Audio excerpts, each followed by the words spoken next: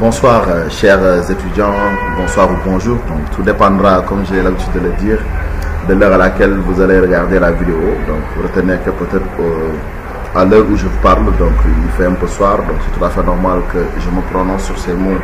Nous allons toujours continuer sur le module que nous avions entamé sur le marketing direct et la vente directe.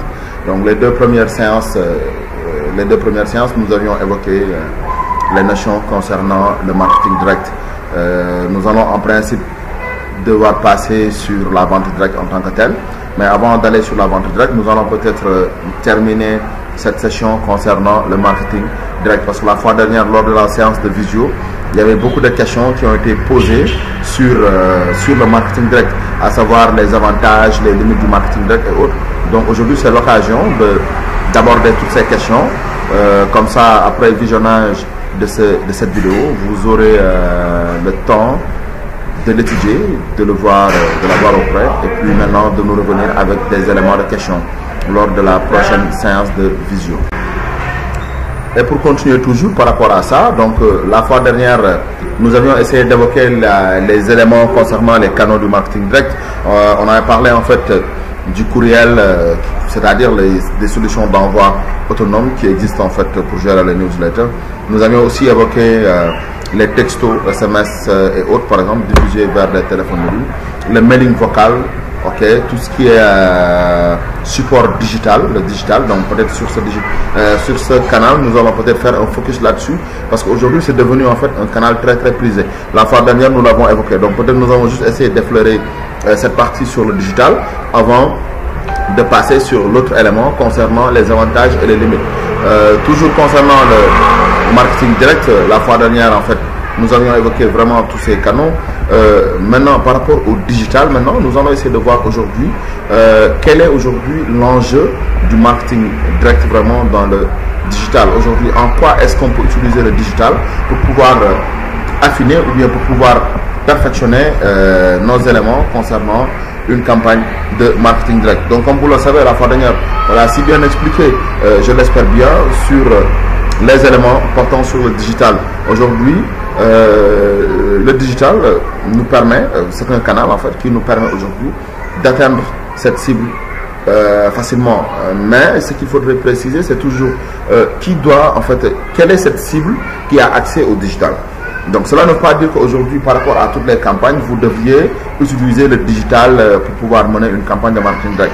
Donc on l'a dit, donc il va falloir impérativement identifier cette cible, voir aujourd'hui quelle est la nature de cette cible. Est-ce que cette cible aujourd'hui a accès à ce canal précis? Si cette cible n'a pas accès à ce canal précis, il serait important de changer complètement de stratégie, de voir aujourd'hui quelle est la réalité qui est adaptée à cette cible, afin vraiment de mettre en place une stratégie qui serait adaptée à cette réalité en tant que telle.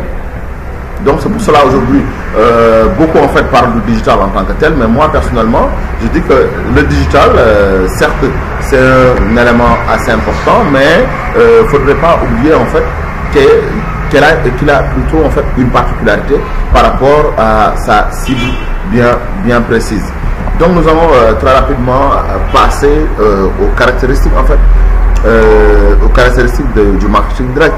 La fois dernière, je pense que ça aussi, on en a parlé très rapidement pour dire que c'est un moyen de communication, un canal de distribution. Donc aujourd'hui, en fait, c'était les entreprises qui étaient dans tout ce qui est vente par correspondance qui l'ont initié et autres. Donc ça permet non seulement d'aller vers une relation directe, c'est-à-dire sans intermédiaire, mais aussi ça permet en fait au commercial, mais à l'entreprise d'être non seulement de garder ce contact avec le prospect en tant que tel, parce que quand on parle de prospect, on l'a dit, c'est parce que on est vraiment dans la phase de l'acte d'achat. Donc tant que l'acte d'achat n'a pas été réalisé, on ne peut pas parler de client. Mais aussi en fait, l'aspect du marketing direct va favoriser des relations interactives. Oui, va favoriser des relations interactives. Donc les objectifs, on en a parlé, c'est-à-dire communiquer, animer, fidéliser en tant que tel. Mais aujourd'hui, par rapport aux outils même, nous allons aussi nous appesantir sur ces outils, comme on l'a fait par rapport au digital. Et maintenant, voir aujourd'hui, suivant les différents outils, quels sont les avantages et les inconvénients. quels sont les avantages et les inconvénients de ces différents outils. Les outils, on en a parlé, le mailing ou public postage, c'est-à-dire aujourd'hui le fait d'envoyer des plis personnalisés sur la base de fichiers. L'un des avantages, c'est quoi? C'est que tout simplement, tu as un ciblage précis, une argumentation et peut-être en fait des résultats que tu peux évaluer. L'inconvénient, c'est la complexité. C'est la complexité, mais aussi les contraintes postales, comme vous le savez, et parfois même le coût assez élevé. L'ISA, c'est-à-dire l'imprimé sans adresse, on en a parlé, c'est-à-dire un message qui est déposé directement dans les boîtes aux lettres. C'est ça. Donc, l'avantage, c'est que le coût est faible et l'approche géomarketing qui est privilégiée. L'ISA aussi en fait a des inconvénients, c'est-à-dire que c'est un ciblage général, un ciblage de masse. Aujourd'hui, le rendement en tant que tel peut être assez faible parce que nous pouvons lancer une campagne de façon globale et se rendre compte qu'aujourd'hui, la cible que nous avions en fait identifiée en tant que telle ne répondait pas vraiment à nos objectifs de vente. Donc ça aussi, en fait, c'est un élément assez important qu'il faudrait préciser.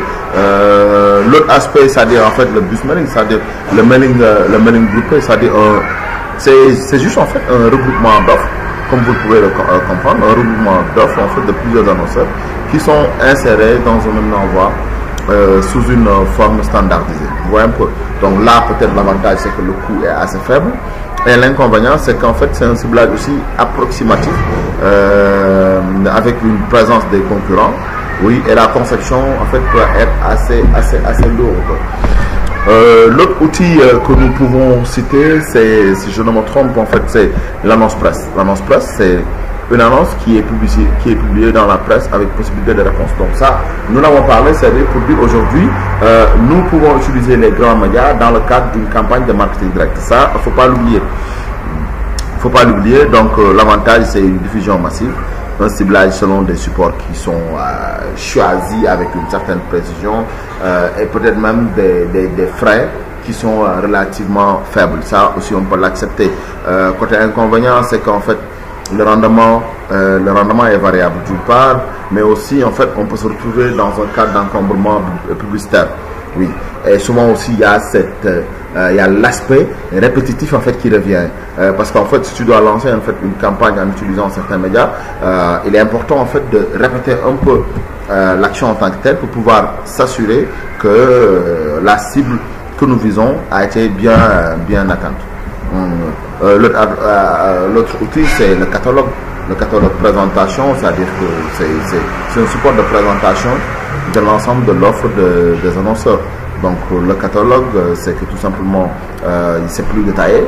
Donc la durée de vie est relativement longue parce qu'aujourd'hui, si vous avez un catalogue, maintenant par rapport à ce catalogue, on a en fait des catalogues qui sont électroniques, des catalogues qui sont des supports physiques en tant que tel. Par rapport à ces catalogues électroniques, donc il suffit juste en fait de l'envoyer à des boîtes mail précises. Donc vous avez ces catalogues.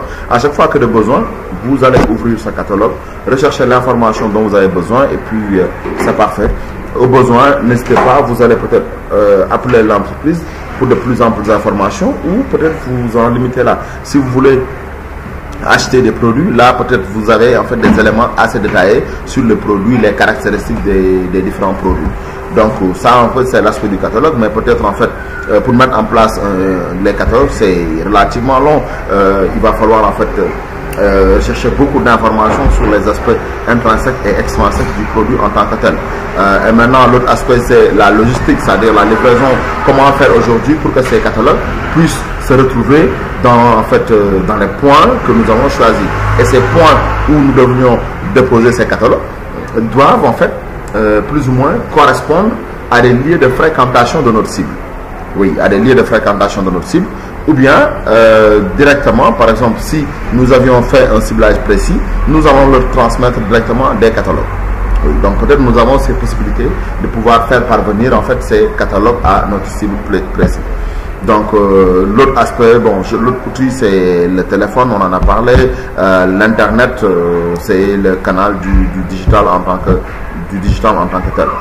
Donc par rapport au digital, donc peut-être parce qu'en fait tout simplement en fait l'inconvénient majeur c'est que peut-être en fait il y a je dirais pas une absence de sécurité derrière, mais vous avez en fait vos données qui sont plus ou moins exposées, qui peuvent se retrouver en fait entre les mains de n'importe quelle structure de la place. Donc ça, c'est plus ou moins des avantages ou inconvénients qu'il faudrait intégrer dans le cadre en fait d'une démarche de marketing direct. Donc comme je l'ai dit, dans cette approche de marketing direct, il sera important de parler, d'aborder la notion sur la rentabilité. Parce qu'aujourd'hui, si nous devions lancer une campagne quelconque, quel que soit le type de campagne que nous allons lancer, je pense que ça, on en a parlé la fois dernière, il est important de mesurer ou bien d'évaluer aujourd'hui cette campagne. S'il s'agit en fait d'une campagne de mailing, il serait important de voir aujourd'hui dans le cadre d'une campagne de mailing, quelle est la rentabilité de cette campagne de mailing. Ok, la rentabilité par rapport à la transmission en tant que telle, mais aussi la rentabilité par rapport au coût que nous avons engendré pour pouvoir mener cette campagne. Donc c'est pour ça en fait quand on parle de campagne de marketing direct, c'est un impératif de mettre sur place en fait des indicateurs. Des indicateurs qui vont nous permettre, nous en tant que manager, de voir aujourd'hui l'équipe qu'on a sur place, comment l'évaluer en tant que tel. Aujourd'hui, si on a 4 commerciaux, alpha, bêta et autres, par exemple, il est important de mettre en place ces indicateurs. De voir aujourd'hui, par rapport à cette campagne, si par exemple nous devions mener une campagne de mailing, ou bien une campagne de phoning, quels sont les indicateurs sur lesquels nous devions nous reposer pour pouvoir évaluer aujourd'hui l'efficacité de nos commerciaux. Oui, par rapport à une campagne de phoning. Donc une campagne de phoning, ok. Maintenant, ce qui précède cette campagne de phoning, on l'a dit, on ne peut pas mener une campagne de marketing direct sans les prérequis ou bien les préalables du marketing en tant que tel. C'est-à-dire, ok, le volet stratégique du marketing. Ce volet stratégique, c'est quoi? L'étude du marché, une étude dans sa phase globale avec les éléments en fait du marketing stratégique, c'est-à-dire la segmentation, le ciblage. La segmentation, le ciblage, on va parler du positionnement, parce que le positionnement, ça renvoie un peu à l'état d'esprit du consommateur, ce que le consommateur pense vraiment du produit en tant que tel. Mais nous, ce qui nous importe, c'est l'aspect de la segmentation et du ciblage. Parce que si nous devions mener cette campagne de phoning, nous devions dans un premier temps peut-être avoir une base de données avec l'ensemble des contacts téléphoniques. Cette base de données avec ces contacts téléphoniques, si à supposer que nous nous retrouvons avec peut-être une base de données avec plus de 5000 numéros et autres par exemple, et que cette campagne doit se tenir sur un mois ou bien sur 15 jours, il est important aujourd'hui de dégager aujourd'hui le nombre de commerciaux à mettre à la disposition de cette campagne. Parce que si vous avez 5000 contacts à appeler, parce que vous les avez déjà identifiés comme étant en fait des clients potentiels, ces contacts, on doit les appeler aujourd'hui. Si vous avez la durée de la campagne et le nombre total de prospects à appeler, maintenant vous pouvez voir aujourd'hui par rapport à la durée de la campagne, quel est aujourd'hui le nombre de commerciaux que vous allez recruter pour pouvoir mener à bien cette campagne. Et maintenant, après le recrutement de cette équipe commerciale, l'autre aspect qui est important, c'est la formation. Il est important de les former pour dire aujourd'hui, ok, nous allons vers une campagne de phoning. L'objectif de cette campagne de phoning sera de, par exemple, ok, présenter le produit, parce que n'oublions pas, soit on est dans un programme de fidélisation ou on est dans une campagne de prospection. Si on est dans une campagne de prospection, nous devons faire connaître le produit à ses clients lambda. Et maintenant, pour faire connaître ce produit à ses clients lambda, si c'est une campagne de phoning, il y a en fait des prérequis qu'il faudrait accepter, qu'il faudrait maintenir. Par exemple, en fait, quand on parle de phoning, il y a des méthodes qu'il faudrait respecter. Les méthodes de phoning, par exemple, ok, la méthode plutôt Crow, ok. Maintenant, il va falloir peut-être établir un contact, expliquer plus ou moins la raison, l'objectif, et enfin en fait prendre congé. Oui, donc c'est ça à peu près en fait la méthode. Donc peut-être en fait qu'il y a d'autres méthodes, mais ce qu'il faudrait, c'est au moins respecter aujourd'hui cette méthode qui a été préétablie pour pouvoir mener à bien une conversation téléphonique. Oui. Maintenant, par rapport à cette conversation téléphonique, il y a des objectifs qui seront assignés à ces commerciaux. Si vous avez 5000 contacts et que vous vous dites, ok, aujourd'hui, par rapport à ces 5000 contacts, nous devions mener cette campagne en une semaine ou bien en 2 semaines, vous avez déjà recruté votre force de vente, et maintenant vous vous dites, ok, chaque commercial, peut-être je vais recruter 5 commerciaux en raison de 1000 contacts à appeler. Bon, ces 1000 contacts, peut-être vous allez répartir ça peut-être sur une durée peut-être de 5 jours, ou bien de 10 jours, ok, de 5 ou 10 jours. Maintenant, à vous de voir aujourd'hui quelle est vraiment en fait la durée maximale ou bien la durée idéale. Parce que quand on parle de phoning, peut-être qu'il y a un temps de conversation, ou bien un temps, il y a le temps d'attente, il y a le temps de conversation, il y a la période de relance, ok, combien de fois est-ce que vous deviez relancer ce prospect, ainsi de suite, pour pouvoir au moins s'assurer que qu'il y aura une bonne vente en tant que telle. Maintenant, nous, l'objectif que nous aurons, c'est aujourd'hui d'aller vers cette campagne de rentabilité.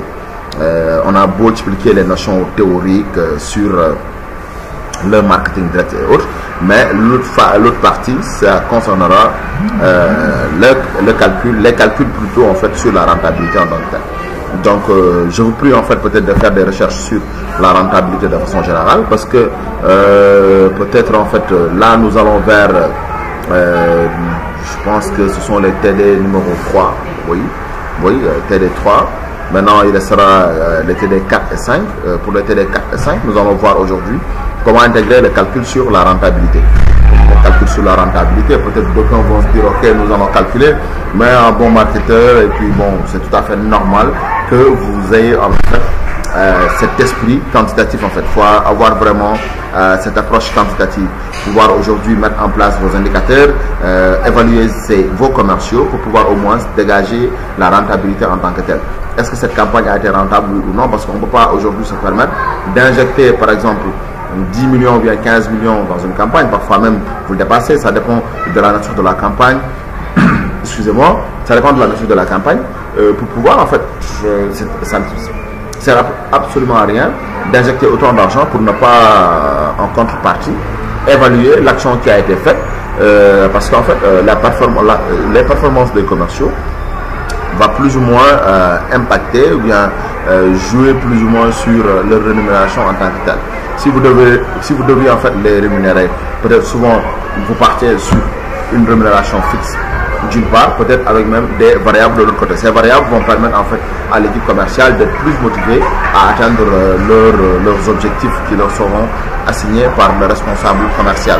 Donc c'était près ça, hein, cette partie concernant toujours le marketing direct. Nous avions parlé un peu des outils en tant que tel. Nous avions abordé la question sur le digital, les outils, c'est-à-dire les outils, chaque outil avec ses avantages et ses inconvénients.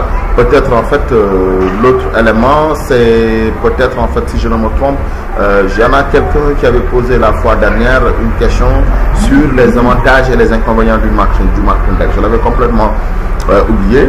Bon, peut-être l'un des avantages, ça je le fais très rapidement, c'est qu'en fait ça nous permet d'aller vers un ciblage très précis, un effet rapide, mesurable, mais peut-être éphémère. Souvent aussi on a cette possibilité de fidéliser notre clientèle. Ok, le ticket d'entrée il est faible, forcément moins visible par la concurrence, parce que tout simplement aujourd'hui quand vous êtes dans une phase de marketing direct, la concurrence peut-être souvent ne vous sent pas trop. Donc peut-être vous aurez la possibilité facilement de démarcher et autres. Donc les inconvénients en tant que tel, c'est souvent la difficulté en fait d'avoir d'excellents fichiers en tant que tel, parce que pour pouvoir mener cette campagne, il faudrait avoir un bon fichier. L'autre aspect, c'est la nécessité d'un excellent suivi des opérations, mais aussi par exemple, c'est par rapport à ce ciblage, de parvenir à un ciblage assez large. En fait, ça fait partie un peu des inconvénients que vous pouvez avoir. Donc peut-être il y en a d'autres, hein, peut-être même nous allons revenir sur ça. Bon, ça c'est juste de façon ramassée. Sur le support, vous avez tous les éléments concernant les avantages et les limites concernant le marketing direct. Donc je vous invite à regarder ce lien vidéo afin de préparer en fait la 3e séance ou bien la 4e séance visio. Je ne me retrouve plus, donc prenez le temps qu'il vous faudra pour regarder très rapidement cette vidéo. Merci à tous et très bonne fin de soirée. Merci.